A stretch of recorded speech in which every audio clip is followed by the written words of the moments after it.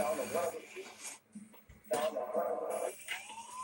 some breaking news, Megan Thee Stallion says it was in fact Tory Lanez who shot Megan has completely opened up and now accused Tory Lanez. Fuck Tory Lanez, the piece of shit shot woman. Shot her not once, twice, not an accident, both feet. Like, what the fuck is that? I just can't see how, why, like, what circumstances. I get it too. Man, fuck that, man. Fuck Tory Lanez. Nigga, Tory Lanez a bitch, bro. That's what I believe. Man, niggas like that, you a sucker. He's a king sucker. He's worse than that other nigga with the colorful hair. He's the biggest sucker in the industry.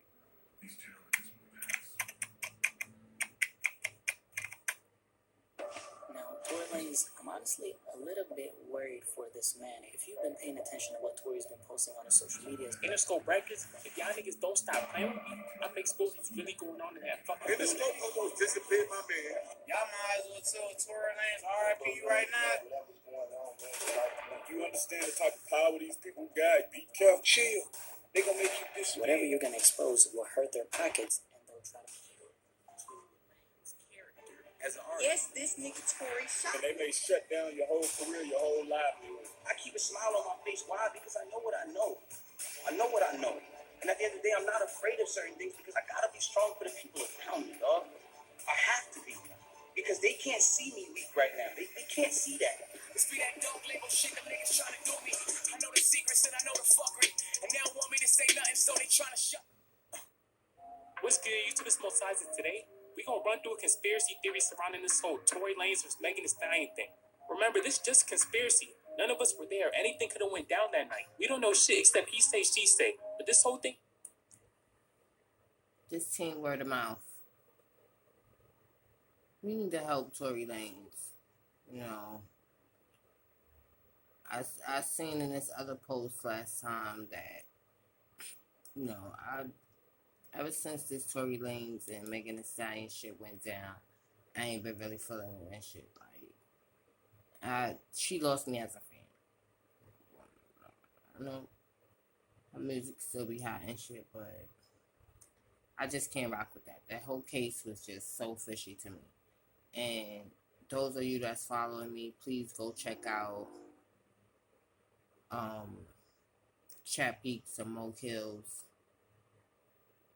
You know, shout out to them. This is where I'm getting the video from. So let's get back to it.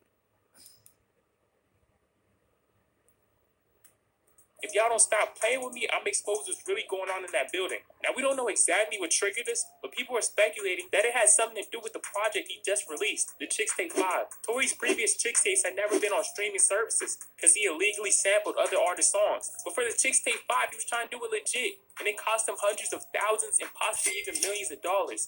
The project was in the red. Tory even admitted he lost money from it. He didn't do this because he made a lot of money off it. He did Yeah, this actually, it was actually He's got everything he wanted. He even got his master's back, which some artists spend their whole career trying to get back. Kanye West is...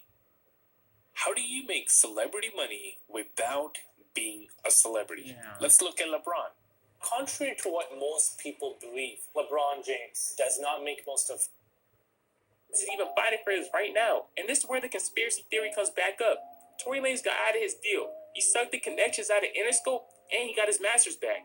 He even refused to give Interscope songs he thought were too good or put full effort in the new Toronto 3. But to do this, he threatened to expose a billion-dollar industry with some very powerful people at the top. And this theory says they set this whole Megan Thee Stallion versus Tory Lanez thing up by using her label Roc Nation.